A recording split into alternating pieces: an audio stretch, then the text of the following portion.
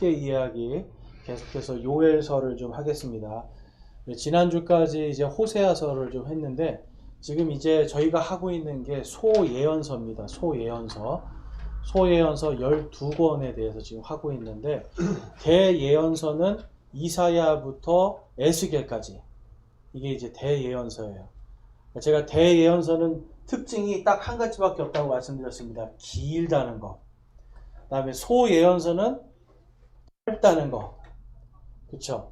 근데 이제 오늘 우리가 배울 이 요엘서는요, 딱 3장밖에 되지 않습니다. 그런데 이 요엘서 3장 안에 대예언서에 들어있는 내용들, 그리고 이 12권의, 요엘서를 뺀 11권, 이 책들에 있는 모든 내용들과 함께 요한계시록의 내용까지 딱 3장으로 되어 있는데 이 안에 다 들어가 있어요. 그러니까 이 요엘서는요, 지금 어떻게 보면 이 요엘서가 언제 쓰여졌느냐 뭐 이런 사람들이 궁금해하는 부분도 많이 있지만 제일 중요한 것은 이 요엘서는 모든 말씀 가운데 오직 믿음으로 누구든지 주의 이름을 부르는 자에게 구원이 임하리라라고 하는 하나님의 은혜의 말씀입니다. 그런데 그 은혜의 말씀을 언제 해야 되는가? 바로 크고 두려운 주의 날이 이르기 전에, 크고 두려운 주의 날이 이르기 전에 주의 이름을 불러 구원을 받아라 라는 이 의미를 갖고 있어요. 그래서 이 요엘서는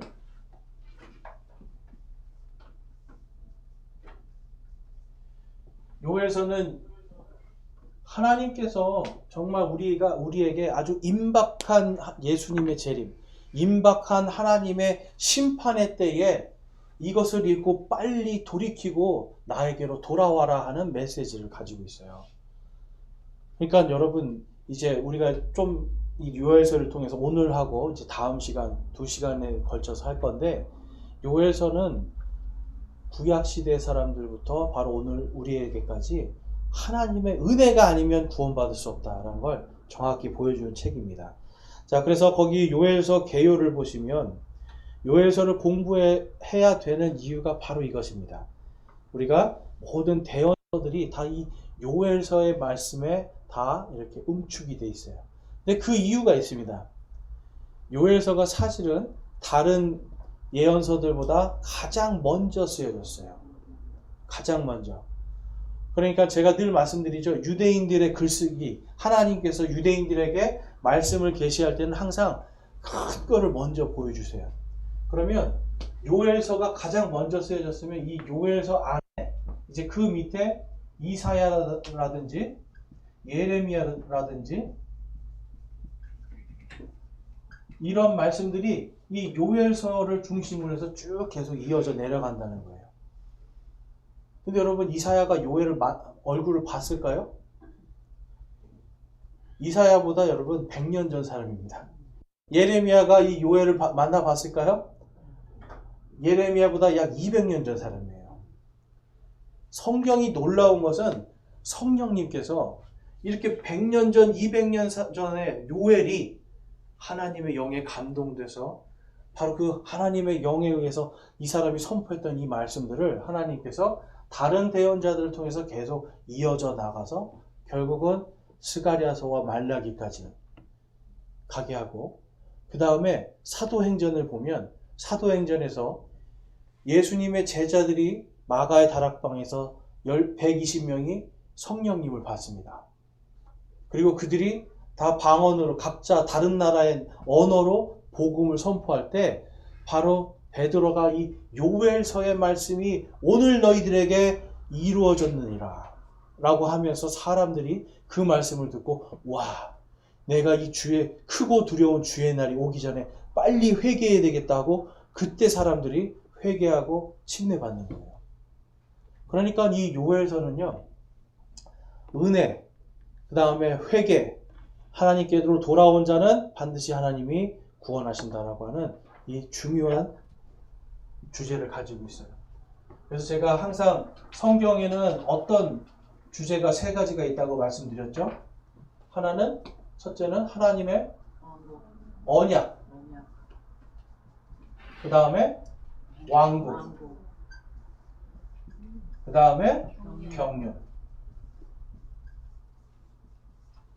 하나님이 언약하시고 하나님의 말씀이 세상을 통치합니다. 그리고 하나님의 말씀이 결국은 그 언약이 이루어지는. 그래서 여러분 요엘서의 말씀이 당연히 언약을 통해서 모든 이 세상 왕국들을 하나님이 움직이시고 요한계시록에 가서 완전히 성취가 되는 걸 다 보여주시는 거예요. 그리고 이 요엘서의 말씀을 통해서 오늘 우리에게도 하나님의 이 은혜가 임하게 되는 겁니다. 저와 여러분이 누구의 이름으로 구원을 받게 돼요? 예수 그리스도. 그렇죠. 예수 그리스도예요. 다른 이름이 없어요. 그런데 세상에 나가보세요. 요즘에 여러분 전부 다 다른 이름으로 구원받는다고 그래요. 다른 이름으로. 뭐 이만희의 이름으로. 그렇죠? 무슨 다른 왜 한국 사람 이름이 나오는지 모르겠어요. 그렇죠? 뭔가 예수님 말고 다른 이름으로 구원받는다라는 이것에 어떻게 보면 사람들이 열광하는데 그 이유를 알 수가 없는 거예요. 근데 여러분 놀라운 사실은 요엘 시대 때에도 똑같았다라는 거예요. 이때에도 사람들이 주 하나님을 믿는 것이 아니라 주님 하지만 다른 주를 믿고, 내가 예배를 드리러 하나님께 오지만 내가 오늘은 하나님께 예배 드리지만 집에 가서는 집에는 뭘 만들어 놨어요? 여러분?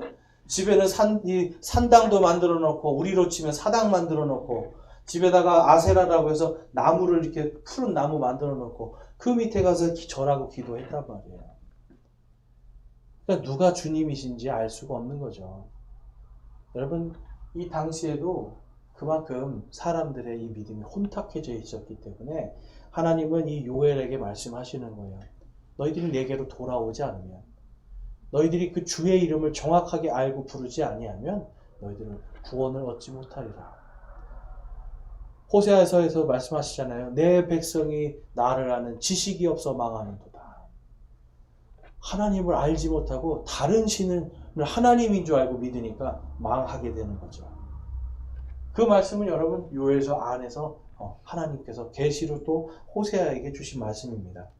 그리고 또한 이 요엘서는 유대인의 종말에 관한 핵심 내용을 다 다루고 있어요. 여러분 이 세상에 우리 교회를 다니면서 종말론이라는 게 있어요. 종말론.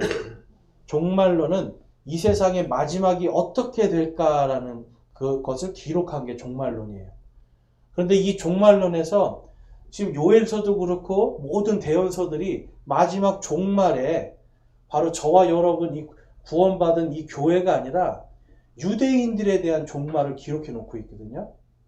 그런데 이거를 알지 못하고 자꾸만 그 유대인에게 내려질 진노가, 하나님의 그 엄청난 진노의 재앙들이 우리 성도들, 교회를 다니는 우리 성도들에게 임할까봐 다들 두려워하면서 살아요. 그래서 이 요엘서는 두려워하지 말고 차라리 빨리 내게로 돌아오랍니다. 그 날이 이르기 전에 빨리 내게로 돌아오라. 그것을 핵심으로 다루고 있고 특별히 유대인 중심으로 우리가 이것을 해석을 해야 됩니다. 자, 요엘서 3장 16절 17절 말씀 함께 한번 읽어보겠습니다. 요엘서 3장 16절 17절 시작. 주가 또한 시온에서 부르짖으며 예루살렘으로부터 자신의 목소리를 내리니 하늘들과 땅이 흔들리로다. 그러나 주가 자신의 백성의 소망이 되어 이스라엘 자손의 힘이 되리로다. 그러므로 내가 나의 거룩한 산 시온에 거하는 주 너희 하나님인 줄 너희가 알리라. 그때에는 예루살렘이 거룩할 것이요 다시는 타국인이 그리로 지나다니지 못하리로다. 아멘. 여러분 지금 이게 장소적으로 어디에서 이루어질 거라고 말씀하시는 거예요? 이스라엘의 예루살렘이에요. 근데 한국 사람들은요, 예전에 평양에서 대부흥이 일어났을 때 어떤 사람이 동방의 예루살렘이라고 이렇게 글을 쓴 적이 있어요. 그래서 자꾸만 우리 대한민국이 무슨 동방의 예루살렘인 줄 알아요. 그러니까 그렇게 또 가르치시는 분들이 있어요. 영적으로 여기가 동방의 예루살렘이다. 이렇게 가르치는 분들이 있어요. 그런 시점으로 이 요엘서를 보면 우리나라에 예수님이 오시는 게 전혀 이상하지 않죠. 그런 시점으로 보면 누군가가 내가 예수의 영을 받아서 내가 예수다라고 나타나도 전혀 이상하지가 않는 거예요. 그런데 여기는 지금 분명히 말하잖아요. 예루살렘에서라고 정확히 얘기해요. 그 다음에 시온산이 있는 예루살렘이에요. 우리나라에 시온산 없습니다, 여러분. 그렇죠? 그러니까 이거는 시온산에 있는, 거룩한 시온산에 있는 예루살렘, 바로 거기에서 예수님이 선포하실 그 자유와 구원의 선포, 그거를 지금 이야기하거든요. 그래서 스가랴서에 보면, 스가랴서에서 예수님이 다시 오셔서 예수님이 하늘로부터 내려오시는데 그분의 발이 어디에 내려온다라고 기록하고 있어요? 여러분? 서울에 있는 어떤 산으로 옵니까? 서울에 있는 어떤 산이 아니라 그렇죠. 예루살렘 앞 동쪽에 있는 올리브산. 예수님이 올라가신 바로 그 산. 오늘날도 여러분 올라가는 2000년이 지나도 여전히 올리브산입니다. 그러니까 그 산에서 천사들이 예수님이 공중으로 올라가는 걸 제자들이 넋놓고 보고 있으니까 얘기하잖아요. 너희가 본 그분이 본 그대로 다시 오실 것이다. 그러니까 하나님은 지금 성경 말씀에 예수님이 지금 다시 오실 때, 재림하실 때 어디에 오실 거라는 거를 이 요엘서에서 분명하게 다 보여주고 있는 거예요. 이 말씀을 기초로 여러분 스가랴서에서도 그 말을 동일하게 하시는 거예요. 그러니까 하나님은 몇백 년이 지나든 몇천 년이 지나든 하나님의 이 언약은 동일하게 여러분 이 세상을 다스리시고 하나님께서 그것을 성취하십니다. 그러니까 우리의 어떤 능력이나 우리의 어떤 힘이 어떤 이런 유대교라든지 그리스도교 이런 사람들의 모임이 이것을 이루는 것이 아니라 오직 주의 영께서 성령님께서 그것을 이루신다는 걸 볼 수가 있어요. 자, 그래서 에스겔서에서도 바로 그 시온산에 예수님께서 오시는 그것에 대해서 다음과 같이 고백하는 거예요. 하나님께서 주신 계시로 말씀을 합니다. 그것을 측량하면 돌아가며 18,000 갈대더라. 그날 이후로 그 도시의 이름은 주께서 거기에 계신다가 되리라. 주께서 거기에서 계신다. 이게 이제 히브리 말로 가면 여호와 샴마, 여호와 삼마 이렇게 얘기합니다. 그러니까 그 성 이름이 예루살렘은 평화의 도시라는 뜻인데 이제 예수님께서 딱 재림하실 때는 그 성 자체 이름이 바로 주께서 거기 계신다. 자, 여러분 근데 우리와 함께 계시는 하나님을 네 글자로 하면 뭐죠? 그렇죠. 임마누엘. 예수님이 태어나셨을 때 예수님에 대한 이러한 예언도 결국은 예수님의 이름이 무엇이라고 말씀하고 있어요? 임마누엘. 그 이름밖에 없는 거예요. 그래서 이스라엘 사람들은요, 예수님인지는 모르지만 지금 이 일이 일어날 것을 계속 고대하면서 지금도 예루살렘을 이렇게 지키려고 애를 쓴 겁니다. 쓰고 있어요. 메시아가 여기로 와야 되기 때문에. 그러니까 그 사람들이 그렇게 로켓 공격을 받으면서도 거기서 도망가지 않고 계속 살면서 지키는 이유도 지금 이 말씀 때문에 그래요. 주께서 여기로 오실 거라는 걸 알고 있기 때문에. 자, 그 다음에 요한계시록 20장에 가봤더니 이제 요엘과 에스겔이 선포한 그 도시에 대해서 다음과 같이 기록이 되어 있습니다. 하나님께서 사도 요한에게 이렇게 계시를 하는 거예요. 20장 2절 말씀부터 읽겠습니다. 나 요한이 봄에 거룩한 도시 새 예루살렘이 신부가 자기 남편을 위하여 단장한 것 같이 예비한 채 하늘에서 하나님으로부터 내려오더라. 또 내가 그 안에서 성전을 보지 못하였으니 이는 주 하나님 전능자와 어린 양께서 그 도시의 성전이기 때문이라. 그 도시는 해와 달이 안에서 빛을 비출 필요가 없으니 이는 하나님의 영광이 그 도시를 밝혀 주었고 어린 양께서 그 도시의 광채이시기 때문이라. 아멘. 요엘이 지금 선포한 것은 그 안에 그 도시의 이름이 바로 그 주께서 거기에 계신다 라는 것이 그 이름이 될 거라고 했잖아요. 그런데 요한계시록에 봤더니 하늘에 있는 새 예루살렘이 이 땅에 내려오는데 이 거대한 도시가 그 안에는 성전이 없는데 성전이 바로 하나님과 예수님 자체가 성전이 되는 거예요. 자, 오늘날 여러분 이스라엘 땅에 성전이 없습니다.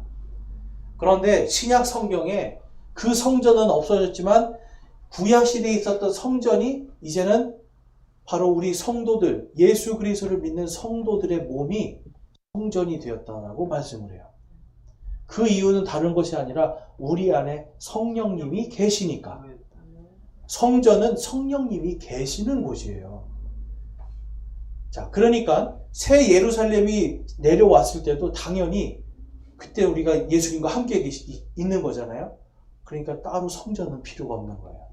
우리 자신도 성전이지만 예수님이 계시는 바로 그곳이 성전이기 때문에. 그래서 지금 이 새 예루살렘 안에서도 바로 이 하나님과 어린 양께서 성전이 되시고, 거기에는 또한 빛이 없는데 이 빛이라는 건 사실 이런 겁니다. 태양빛 이런 걸 얘기하는 거예요. 그게 필요 없어요. 왜 그러냐면 예수님 그분께서 진정한 빛이 되어 주시기 때문에. 그래서 우리가 앞으로 이제 지금 요엘서에서 말씀하는 이 예루살렘의 회복은 1차적으로 천년왕국 때 이루어질 이 이스라엘 백성들에게 줄 그 예언이 성취되는 것과 함께 더 멀리 나가서는 우리가 상속받을 새 예루살렘까지 이렇게 다 한 번에 지금 보여주고 있는 겁니다. 자, 그래서 요엘서에 이제 우리 저자와 책 이름을 보면 이 요엘서는 우리 호세아서도 마찬가지고요. 요엘서도 마찬가지고 참 하나님께서 그것을 쓴 사람들의 이름대로 그 안에 기록을 정확하게 해놓으시는 걸 볼 수 있는데 요엘의 이름은요. 주는 하나님이시다라는 그 뜻이에요. 주는 하나님이시다. 그러면 여러분 신약시대에 요한복음에 가보면 처음에 말씀이 계셨고 그 말씀이 하나님과 함께 계셨으며 그 말씀이 하나님이시더라. 여러분 많은 사람들이 예수님을 믿는데 예수님이 하나님이다 그러면 이게 안 믿어지는 거예요. 예수는 사람이다 그러면 믿어져요. 예수는 아주 유명한 사람이다. 좋은 말을 한 사람이다. 성인이다 그러면 믿어지는데 예수님이 하나님이다 그러면 못 믿어요. 심지어는 교회를 다니시는 분들도 예수님은 하나님의 아들이지 하나님은 아니지 이렇게 생각하는 사람들도 있어요. 근데 여러분 이 요엘서에서 이 요엘이라는 이름 자체가 바로 주님은 하나님이시다. 사도 요한이 말한 것과 똑같은 고백이에요. 여러분 예수님은 하나님이십니다라는 그 고백이 요엘서 전체에서 내려오는 거예요. 그래서 바로 그 하나님의 이름 예수라고 하는 그 이름을 부를 때 바로 그때 구원이 임할 것이다 라고 말씀하고 있는 겁니다. 자, 기록 연대와 시대 배경을 보면 BC 810년 그러니까 예수님 태어나시기 전 주전 810년경에 남유다 왕국에서 이것이 기록되었다라는 걸 알 수 있어요. 왜냐하면 이때는 이제 아직 두로와 시돈, 블레셋 이런 지명들이 요엘서에 나오거든요. 그래서 다른 대원서에는 이미 대제국들이 여기를 점령했기 때문에 그 이름들이 나오지 않는데 여기에서는 그런 이름들이 나오는 걸 통해서 이때가 810년경일 것이다 라는 걸 우리가 알 수 있고 시대적으로 보면 굉장히 큰 기근이 들은 시대입니다. 어느 정도까지 기근이 들었는지 이제 거기 보니까 요엘서 1장 4절에서 5절 말씀 한번 볼게요. 1장 4절에서 5절 보면 털벌레가 남긴 것을 메뚜기가 먹고 메뚜기가 남긴 것을 자벌레가 먹으며 자벌레가 남긴 것을 쐐기벌레가 먹었도다. 술 취한 자들아 너희는 깨어 울지어다. 포도주를 마시는 모든 자들아 너희는 새 포도주로 인하여 울지어다. 그것이 너희 입에서 끊어졌도다. 여러분 사람들이 술에 얼마나 진심인 줄 아세요? 기근이 들어도 술은 만들어 먹더라고요. 희한하죠? 배고파 죽어도 우리 옛날에 그런 거 있잖아요. 배가 그렇게 고픈데 뭘로 배 채우셨어요? 그러면 술찌개미, 그쵸? 술떡 만들어 먹고 그럼 뭘 만들었다는 거예요? 먹을 게 없는데 술은 만들어 먹었다는 거예요. 근데 지금 이 상황은 뭐예요, 여러분? 술 만들 것도 없는 거예요. 여기 보면 벌레들 이름이 나오는데요. 이 벌레들을 이제 인터넷에 가면 영어로 있는 걸 제가 쭉 쳐보니까 사실은 전부 다 이게 뭐냐면 그 애벌레들, 근데 나방 애벌레들이에요. 나방이나 나비의 애벌레들. 그러니까 애벌레들이 먹다가 남은 거를 메뚜기 떼들이 와서 그걸 다 먹어버려요. 근데 메뚜기가 먹고 나서도 조금 남은 거를 다시 나방의 애벌레들이 와서 다 갉아먹는 거예요. 그러니까 이파리든 줄기든 하나도 없이 싹 다 없어지는 거예요. 그러니까 그 정도로 기근이 심한 상태. 그런데 이 기근이 심한 것은 신명기 28장에 가보면 하나님께서 딱 말씀하셨어요. 너희들이 내 율법을 지키지 않으면, 내 명령을 지키지 않으면 메뚜기들이 와서 너희들이 먹을 것을 다 먹게 할 것이다.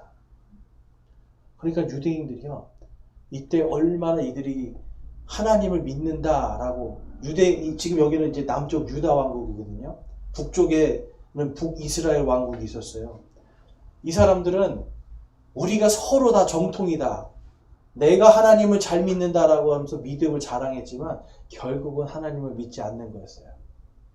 그러니까 하나님께서 신명기 28장에 말씀하신 대로 메뚜기들을 보내서 먹을 것이 없는 재앙을 주시는 거예요. 하나님도 말씀하셨거든요.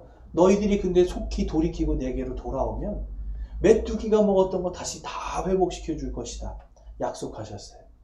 그러니까 요엘이 지금 이 말씀을 선포할 때 이 말씀을 듣고 이 유다 사람들이 신명기 28장의 그 약속, 그거를 우리가 얼른 그 약속을 따라서 행하자, 우리가 주께로 돌아가자 했으면 이 기근은 끝나는 거예요. 그런데 안 하는 거예요. 여러분, 믿음에 있어서 우리가 뭔가 결단할 때 사실은 어떤 공포가 오거든요. 내가 이걸 안 하면 혹시 잘못되지 않을까?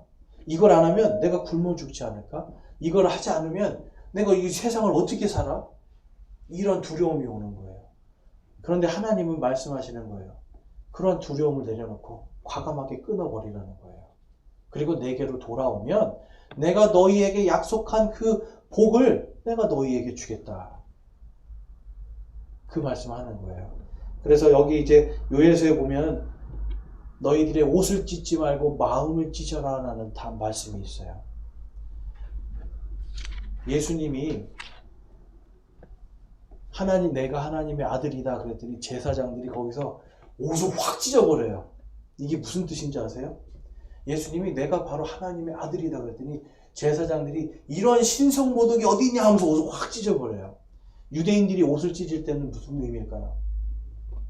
이게 맹세입니다. 맹세. 그러니까 성경에 보면 우리의 몸을 장막으로 표현을 하잖아요. 육신을 장막. 이 장막을 찢는다는 것은 내 생명을 바쳐서 내가 반드시 이것을 하겠습니다. 사도 바울을 죽이려고 했던 사람들도 전부 다 옷을 다 찢어버리고 금식을 하면서 내가 사도 바울을 죽을 때까지 먹지 않겠습니다 하고 쫓아다녔었어요. 그러니까 지금 요엘서에서 하나님께서 지금 너희의 옷을 찢지 말고 마음을 찢으라는 건 뭐예요? 너희들이 어떤 육체적인 거 이렇게 맹세하려고 그렇게 하는 것이 아니라 너희들의 마음이 완전히 다 변화될 수 있도록 마음을 완전히 죽이라는 거예요. 그 안에 욕심과 탐욕과 우상숭배의 마음을 다 찢어버리고 새로운 마음을 가지라는 겁니다. 그래서 중심 메시지 이제 뒷장에 가보면 이제 심히 크고 두려운 그 날이, 주의 날이 임할 그 전에 바로 마음을 찢고 주께로 돌아와라. 그리고 그때 그 날이 임하기 전에 어떤 표적을 주실 건가? 주의 영이 임하시는 표적을 주시는 겁니다. 그래서 교회가 맨 처음에 생길 때 방언의 표적이 나타난 이유가 이거예요. 그리고 사도행전을 보면 초기에 사도들이 가면서 계속 방언의 표적이 나타나느냐, 성령님의 표적이 나타나느냐 이러고 다녀요. 그 이유가 요엘서 때문에 그래요. 주의 영이 임하는 이 표적이 나타날 때 이스라엘 사람들은, 오늘날의 유대인들도 그 표적이 나타날 때 이게 하나님의 역사구나 하고 이 사람들이 인정하는 거예요. 그러니까 신약성경에도 보면 유대인들은 표적을 구하나 그리스인들은 지혜를 구한다 이렇게 말씀하잖아요. 오늘날도 유대인들은 계속 표적입니다. 표적. 하나님 제발 사인 좀 주세요. 그러니까 믿는데 이게 보이지 않으면 안 믿는 사람 되는 거예요. 보이지 않으면. 그렇죠? 그러니까 아무튼 참 보지 않고 믿는 자가 복되도다 하신 말씀. 저와 여러분이 바로 그 복된 사람들입니다. 네. 자, 그래서 이제 요엘서를 우리가 구조를 살펴보면요. 여기 볼륨을 조금만 줄여주세요. 여기 파란색 안테나 있는 거. 네. 볼륨을 좀만 줄여주세요. 오른쪽. 네. 너무 울리네요. 네. 됐습니다. 네. 그러니까 이 요엘서는 우리가 이제 전체적으로 이제 이런 내용들이라는 거지 아시겠죠? 그래서 구조로 들어가면 이제 하나님께서요, 마음을 찢는 자들에게 하나님의 진노를 더디 주시겠다. 하나님께서요, 여러분, 이 하나님의 언약에는 두 가지가 있어요. 하나는 심판이고 하나는 구원입니다. 하나님은 이 심판을 위해서 세상의 왕국들을 다 움직이시는 거 우리가 그동안 다른 예언서들을 통해서 봤어요. 그런데 재미있는 원리가 있어요. 심판은 더디게, 구원은 즉시로.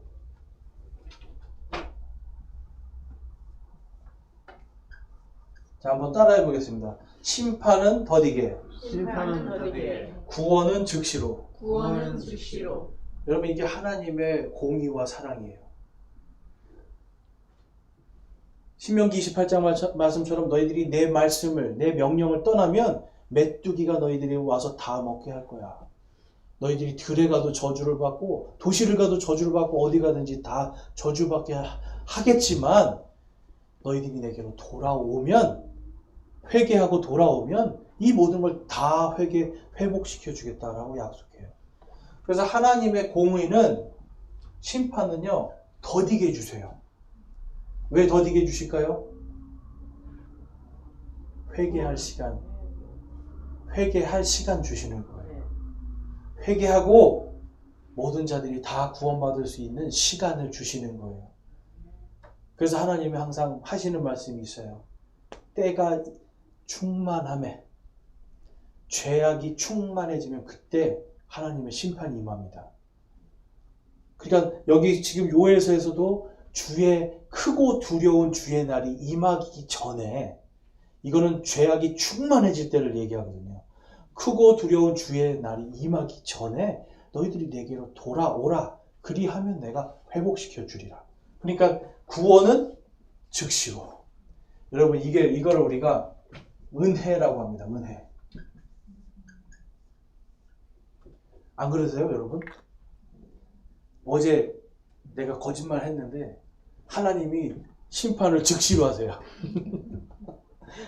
어제 내가 다른 사람 살짝 이렇게 속여가지고 살짝 뭐 이렇게 하고, 아니면 뭐 집에서도 그런 일 있잖아요. 괜히 이렇게 거짓말로 살짝 넘기고, 하나님이 그 모르시겠어요?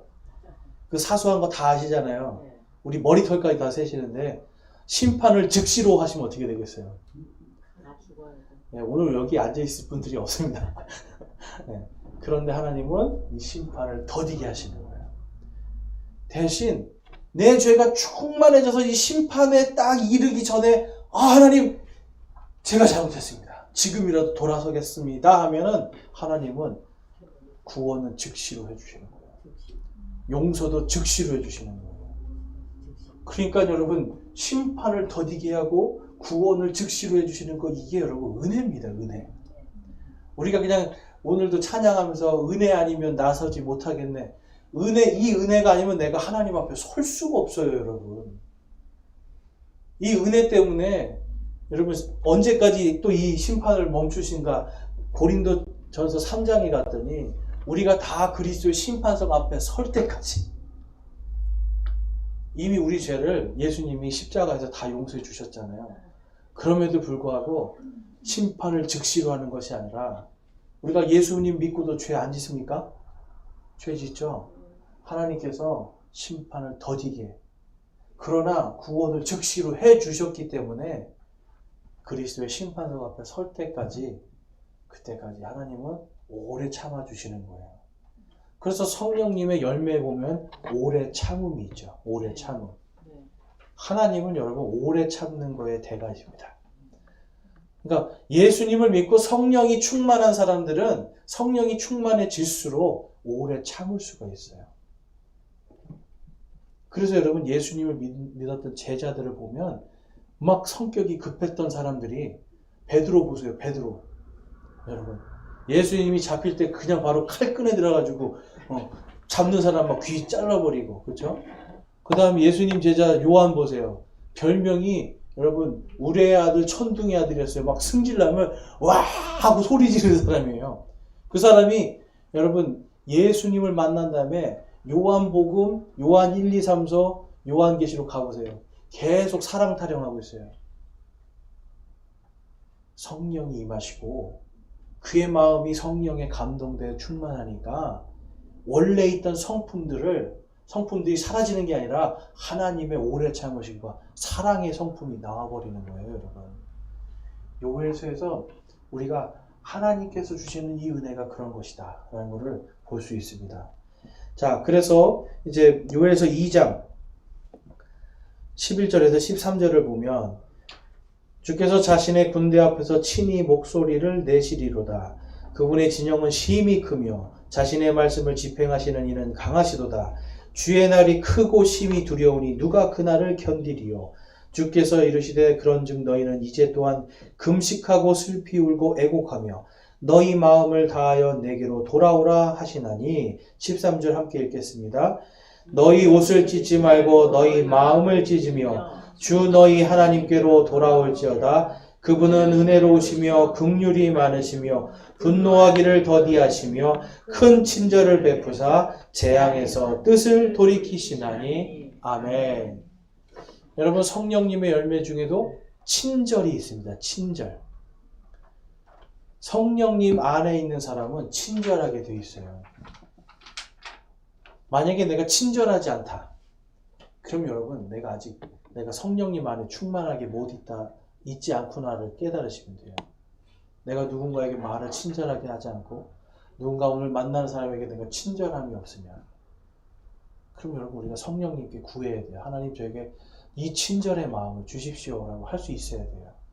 그런데 이 친절의 마음은 여러분 다른 게 아니라 내가 받은 이 구원, 하나님께서 정말 진노하기를 더디하셔서 하나님도 나에게 이렇게 큰 친절을 베푸셨는데 내가 이 친절을 받은 친절만큼 내가 사람들에게 돌려줘야 되겠다라는 그 마음에서 나오는 거예요.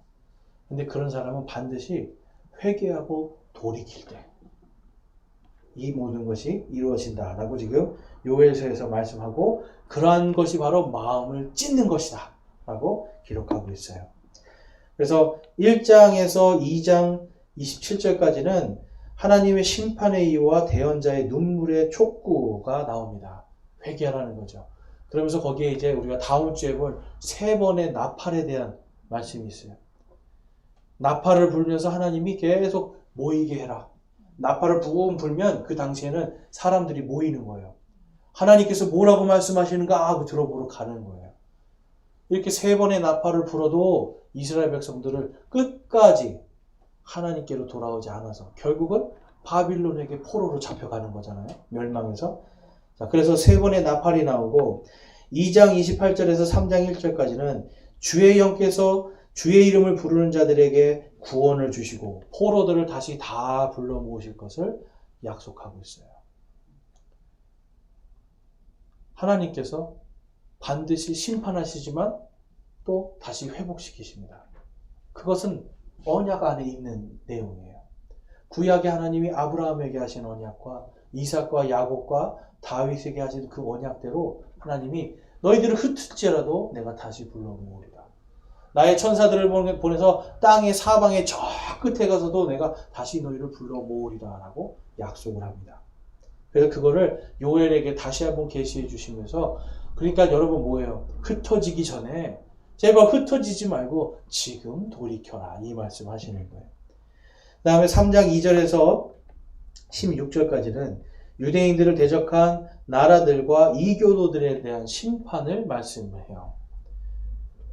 하나님께서 여러분 유대인들을 하는 행태를 보면 싫어하실 만하죠.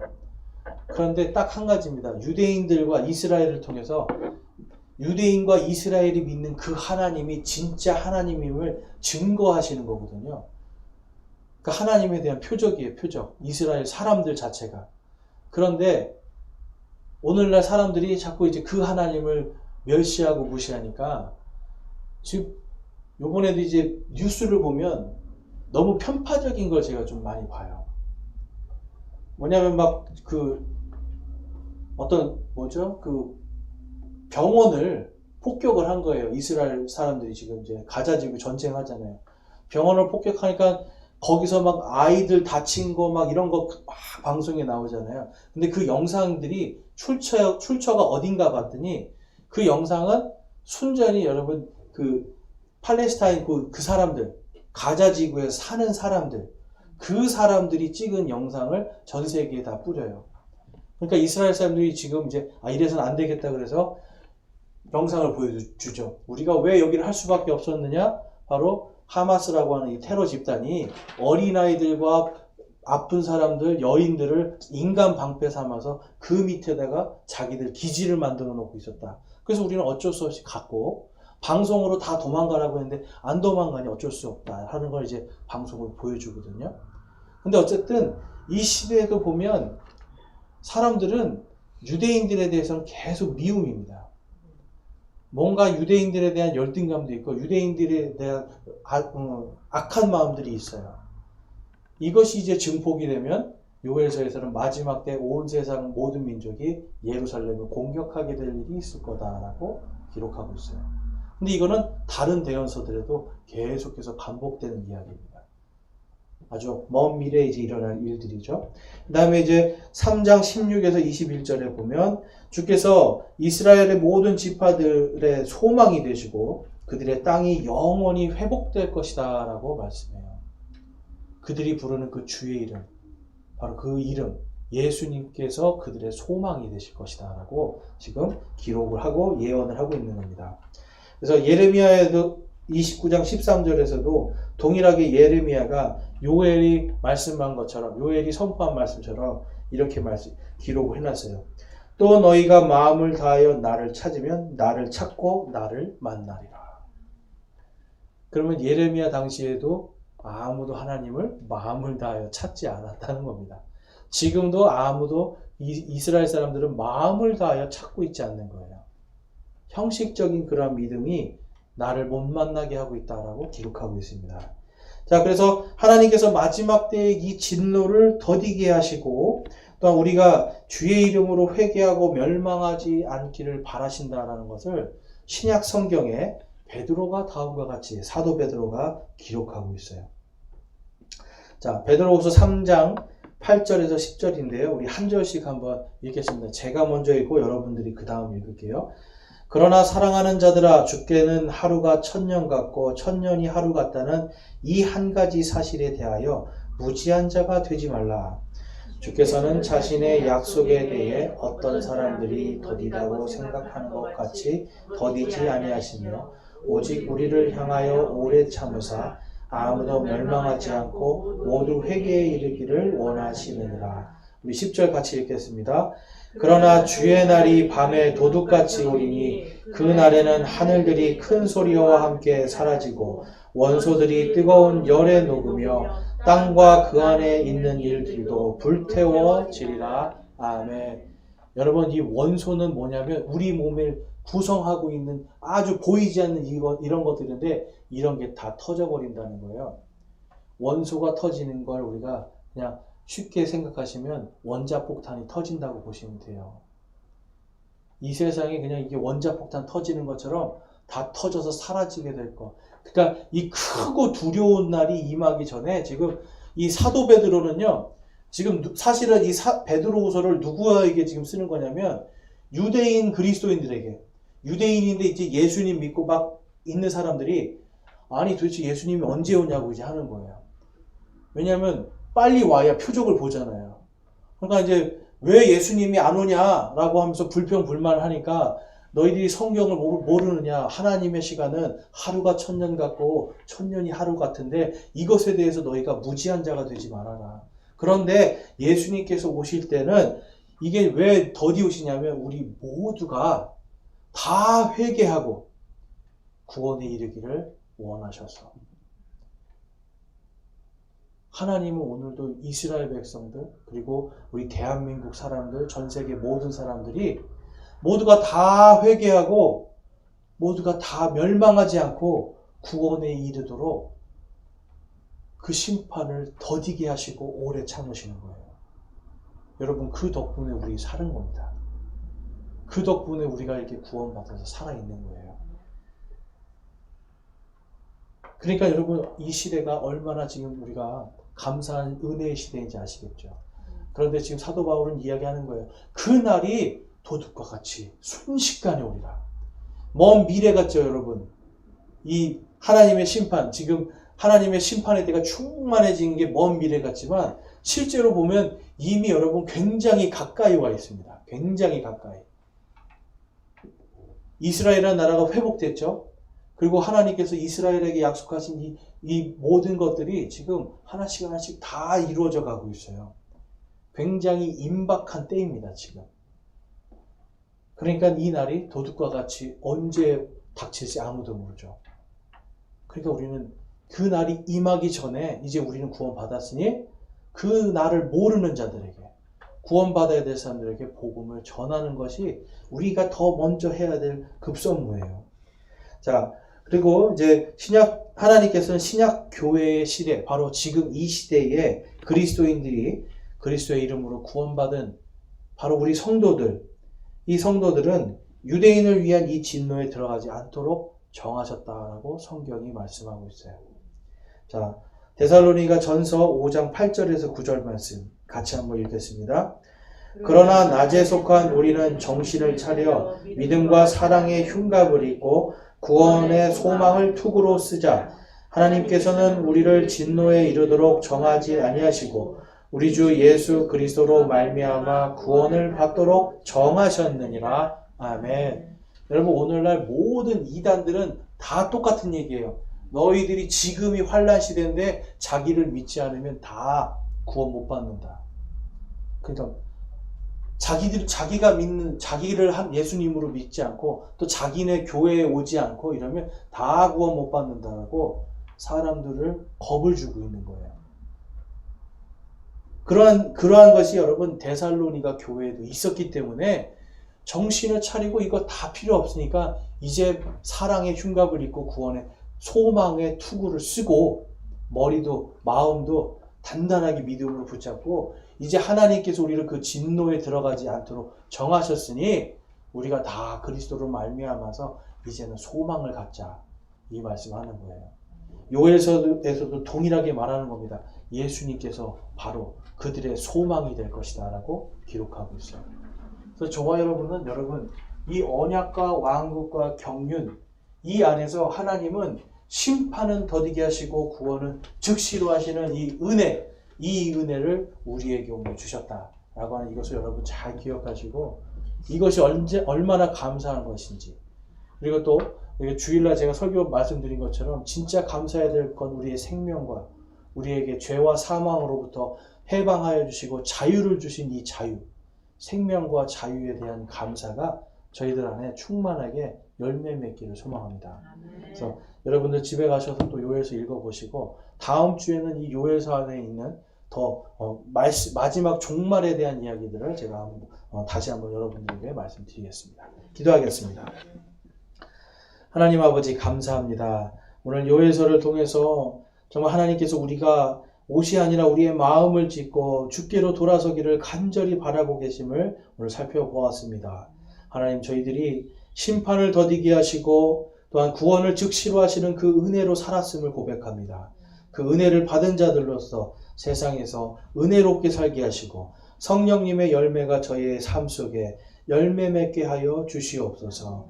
하나님, 또한 저희를 통하여서 세상이 하나님의 말씀으로 그들이 회개하고 돌이킬 수 있는 그 일에도 저희를 주여 사용하여 주시옵소서. 우리 주 예수 그리스도의 이름으로 기도드렸습니다.